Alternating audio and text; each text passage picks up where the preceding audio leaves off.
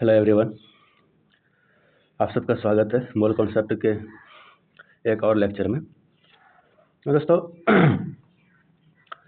हम लोगों ने जो पढ़ रहा था वो पढ़ा था मेजरमेंट ऑफ टेम्परेचर। ठीक है, अगर आप लोग नहीं देखे हैं तो आप पिछले वीडियोस को जाकर के देख लीजिए, आपको काफ़ी हेल्प भी मिल जाएगी वहाँ से। तो दोस्तों हम लोग ने जो टेम्परेचर पढ़ा था वो 3 तरीके से मेजर कर सकते थे। एक हमारे पास था डिग्री सेल्सियस, ठीक है, टेम्परेचर मेजर करते डिग्री सेल्सियस में, दूसरा फ़ारेनहाइट में, और तीसरा स्केल था हमारे पास केल्विन। तो फ्रेंड्स, अगर हमें डिग्री सेल्सियस में कोई वैल्यू दिया हुआ हो और फ़ारेनहाइट में फाइंड आउट करना हो तो आप यहाँ से लेके इस फार्मूले तक का यूज करेंगे। ठीक है, यहाँ से आपको इजीली फ़ारेनहाइट निकल जाएगी। और सिमिलर अगर बात करें फ़ारेनहाइट में दिया हुआ हो और केल्विन में अगर निकालना हो तो आप इस फार्मूला नंबर 2 का उपयोग करेंगे। ठीक है, और ये फार्मूला नंबर 1। और अगर केल्विन हो और डिग्री सेल्सियस, इन दोनों के बीच का रिलेशन है तो आप यहाँ से यहाँ तक उपयोग करेंगे फार्मूला नंबर 3। आई होप मुझे समझ में आ गई, आप लोगों को समझ में आ गई होगी। ठीक है, आज जो हम लोग स्टार्ट करने वाले हैं वो एक नया चीज़ स्टार्ट करते हैं। हमने जो पढ़ने हैं लॉज ऑफ केमिकल कॉम्बिनेशन। देखो फ्रेंड्स, होता क्या है कि हम कंपाउंड्स को बनाने के लिए, ठीक है, एक रिएक्शंस को कराने के लिए कंपाउंड्स को जोड़ते हैं। ठीक है, ऐड करते हैं, कंबाइन करते हैं। कंपाउंड्स को जब कंबाइन करते हैं तो हमारे पास 5 बेसिक लॉज दिए हुए हैं। आप वो सारे लॉज को फॉलो करके ही आप एक इक्वेशन को बना पाओगे। 5 बेसिक लॉज में पहले आती है laws of conservation of mass. इसके बारे में भी समरी हमने पिछले लेक्चर में दे दिया है, आप जाओ वहाँ पे जा करके देखो, और काफ़ी हेल्पफुल वीडियो है, आप सबके सिलेबस से मैच होती है। 11th-12th वाले तो पूरी तरह से सीरीज से जुड़े रहिए, आपको पूरी तरह से पूरा बुक, पूरा सिलेबस कवर कराया जाएगा यहीं पर। दूसरा बेसिक लॉज है laws of definite proportion, third है laws of multiple proportion, fourth है Gay Lussac's law of gases volume, और नेक्स्ट है एवोगाड्रो लॉ। तो फ्रेंड्स, हम आज इन पांचों लॉ को डिस्कस करेंगे। हो सकता है वीडियो थोड़ा लेंथी हो जाए, बट आप लोग जुड़े रहिएगा इसमें। हमने लॉ ऑफ कंजर्वेशन ऑफ मास पढ़ चुका है। ठीक है, लॉ ऑफ कंजर्वेशन ऑफ मास क्या कहता है, इसके बारे में हम पूरे डिटेल्स नहीं जाएंगे, बस बता देता है। आप पिछले वीडियोस को देखेंगे तो अच्छी तरह से रिवाइज हो जाएगा।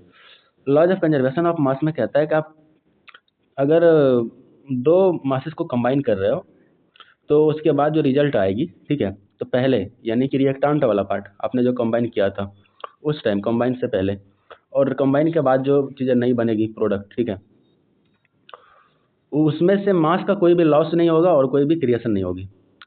कहने का मतलब ये है कि मास कभी भी अपने आप में, मास कभी भी ना ही क्रिएट किया जा सकता है और ना ही डिस्ट्रॉय किया जा सकता है।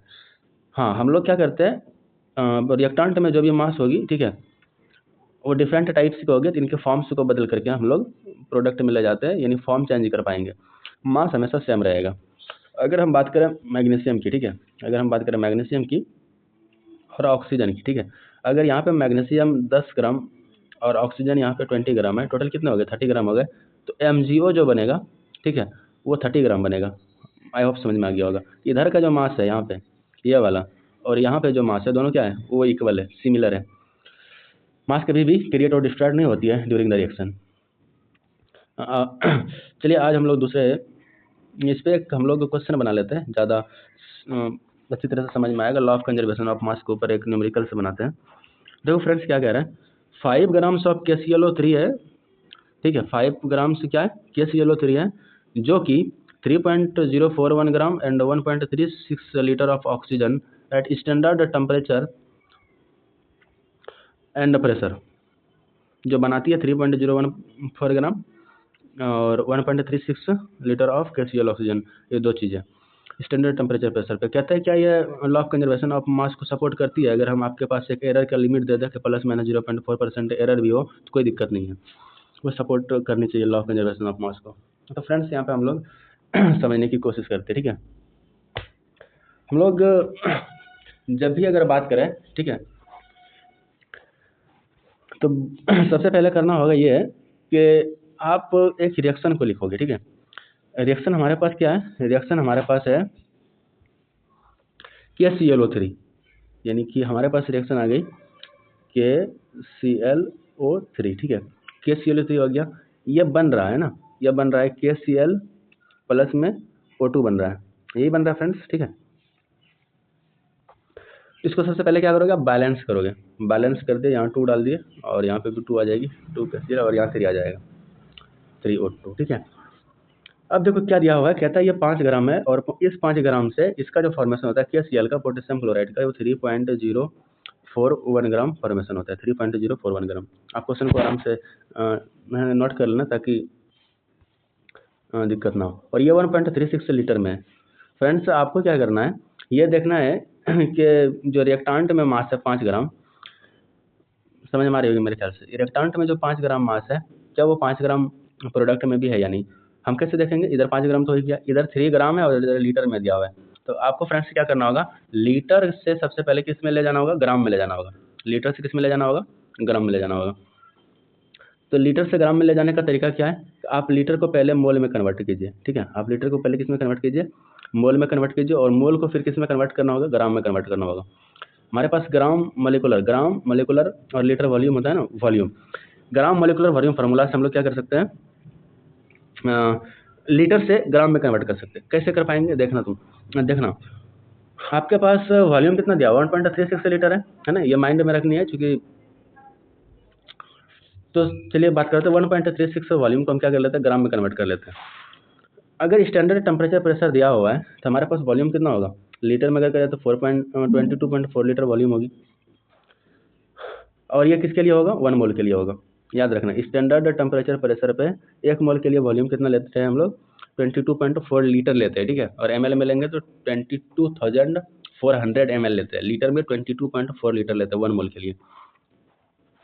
अगर 22.4 लीटर अगर 1 मोल के लिए है, ठीक है, तो आप यह बताइए कि 1 लीटर के लिए आप इसको आराम से लिख सकते हो, 1/22.4 लीटर लिख सकते हैं कि नहीं लिख सकते, आराम से लिख सकते हैं। और 1.36 लीटर के लिए आप क्या लिखेंगे, तो यहाँ से आप लिखेंगे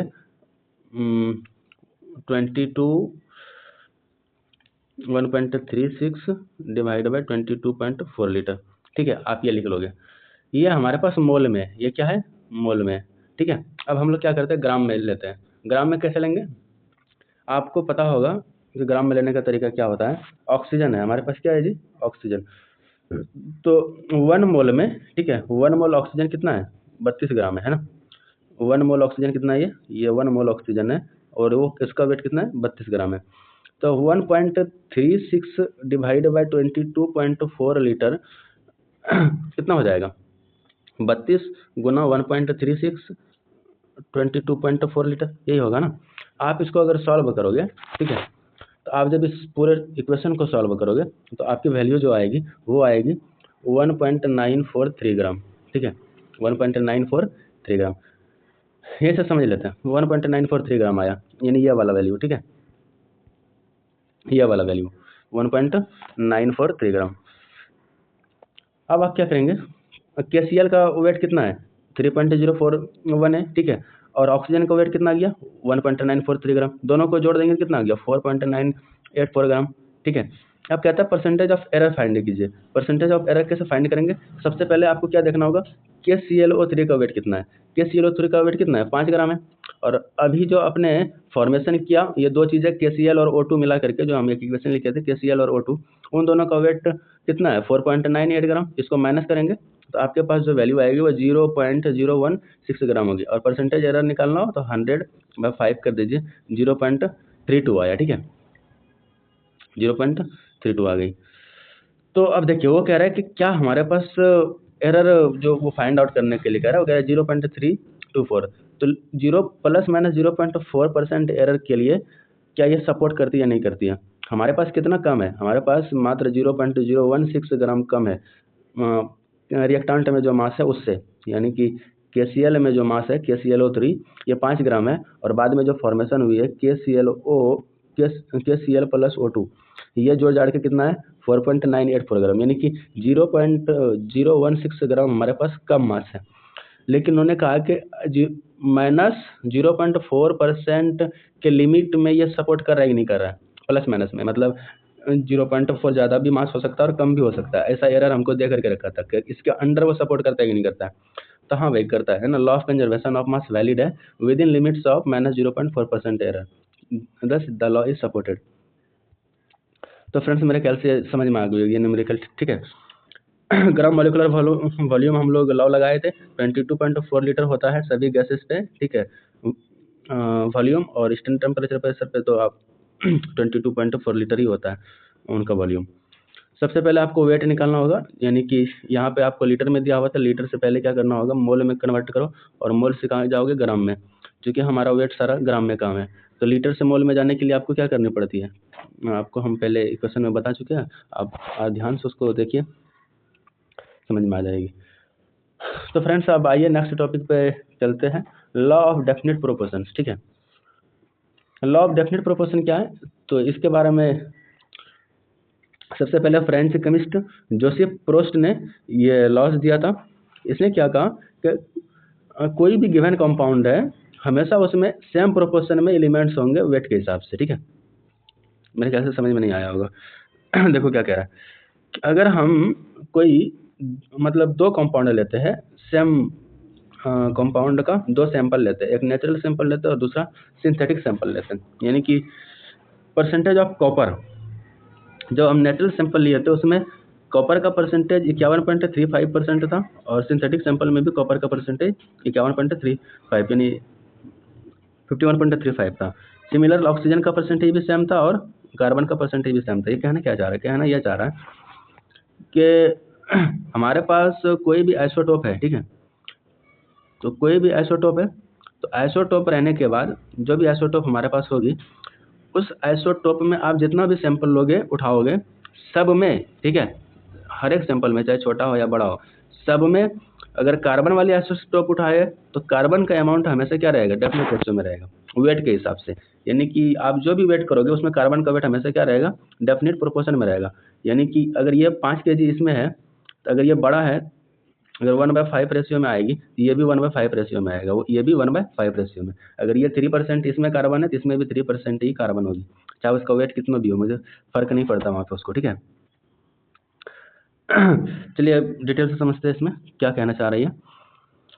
डेफिनेशन पे आते हैं। डेफिनेशन क्या कह रहा है, डेफिनेशन ये कह रहा है कि आपके पास कोई भी कंपाउंड दिया हुआ है, ठीक है, always contain same proportion of elements by weight, यानी वेट के हिसाब से एलिमेंट हमेशा सेम प्रोपोर्शन में रहेगा। जैसे दो सैंपल उन्होंने लिया क्यूप्रिक कार्बोनेट का, किसका लिया, क्यूप्रिक कार्बोनेट का उन्होंने लिया, एक नेचुरल जो डायरेक्ट अर्थ से निकाला था, और एक सिंथेटिक था जो लैब में बनाई गई थी, ठीक है। दो सैंपल को उठाया और उसने देखा कि एलिमेंट में का जो कंपोजिशन है, यानी क्यूप्रिक ऑक्साइड है तो क्या हो जाएगा, Cu2O होगा, है ना, ऑक्सीजन, या क्यूप्रिक कार्बोनेट है तो Cu, तो कार्बन, कॉपर और ऑक्सीजन तीनों रहेंगे उसमें। तो उसने देखा कि नेचुरल में भी कॉपर का परसेंटेज उतना है 51.35% और सिंथेटिक में भी 51.35% है।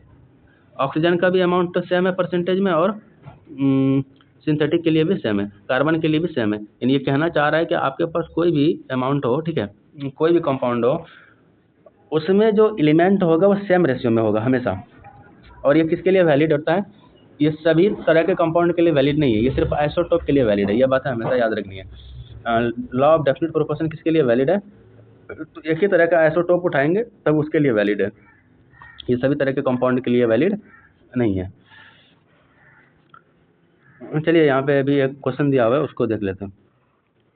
कह रहा है कि 0.7 ग्राम आयरन है जो रिएक्ट करता है डायरेक्टली 0.4 ग्राम ऑफ सल्फर से और फेरस सल्फाइड का फॉर्मेशन करता है, ठीक है। किसका फॉर्मेशन कर रहा है, फेरस सल्फाइड का, Fe2S, ठीक है, फेरस सल्फाइड का। फिर दूसरा क्या है, 2.8 ग्राम आयरन है, पहले 0.7 ग्राम आयरन था, याद रखना, अभी 2.8 ग्राम आयरन है और डिजल्व करता है HCl में, ठीक है, और सोडियम सल्फाइड का फॉर्मेशन करता है। 4.4 gram of iron sulphide is precipitated, जब 2.8 ग्राम आयरन HCl में डुबोता है तब वहाँ पे 4.4 ग्राम आयरन सल्फाइड बन जाती है, ठीक है। कहता है कि आप प्रूफ कीजिए कि लॉ ऑफ कांस्टेंट कंपोजिशन है कि नहीं। देखो फ्रेंड्स, सबसे पहले हम लोग क्या करते हैं, रेशियो लेते हैं ना। पहला वाला रिएक्शन क्या है, फर्स्ट सैंपल 0.4 ग्राम आयरन है और 0.4 ग्राम सल्फर से रिएक्शन करके FeS2 बनाती है, तो इसका रेशियो कितना हो गया, 0.4 आयरन और 0.7 आयरन और 0.4 सल्फर, तो ये हो गया 7:4 का रेशियो। दूसरा क्या कर रहा है, दूसरा वाला कि सेकेंड एक्सपेरिमेंट में 2.8 ग्राम आयरन जो है वो 4.4 ग्राम फेरस सल्फाइड का फॉर्मेशन करता है। तब रेशियो ऑफ वेट क्या होगा? तो फिर 2.8 ग्राम आयरन कंबाइंस करता है सल्फर से। तो जो प्रिसिपिटेशन हुई थी 4.4 ग्राम का, ये तो पूरा फेरस सल्फाइड का था ना, उससे हम लोग क्या करते हैं, आयरन हटा लेते हैं। आयरन हटा लेंगे तो 1.6 ग्राम बच जाएगा, है ना। क्या बचेगा? 1.6 ग्राम, वो सल्फर बच जाएगी, ठीक है। तो रेशियो ऑफ वेट कितना होगा? आयरन का तो 2.8 है और सल्फर का कितना 1.6 है। इन दोनों का रेशियो निकालोगे तो 7:4 निकल जाएगी। 7:4 उधर भी और 7:4 इधर भी। यानी कि हमेशा क्या कहा उन्होंने, यहाँ पे law of constant composition same करती है, वो एक ही रेशियो में फाउंड किया गया है। चलिए अब नेक्स्ट टॉपिक पे बात करते हैं, लॉ ऑफ मल्टीपल प्रोपोर्शंस। ठीक है, क्या है ये मल्टीपल प्रोपोर्शंस? इस लॉ को प्रपोज किया था डाल्टन ने 1803 में। ठीक है, इस लॉ के अनुसार क्या है, when two elements combine to more than one compound, कहते हैं दो एलिमेंट एक से ज़्यादा कंपाउंड से कंबाइन करते हैं, एक एलिमेंट का mass combines with fixed mass of other element are in the ratio of simplest whole number. कुछ नहीं कहा इन्होंने, कहा कि एक एलिमेंट का जो मास होगा, ठीक है, समझते हैं यहाँ पे, एक एलिमेंट का जो मास होगा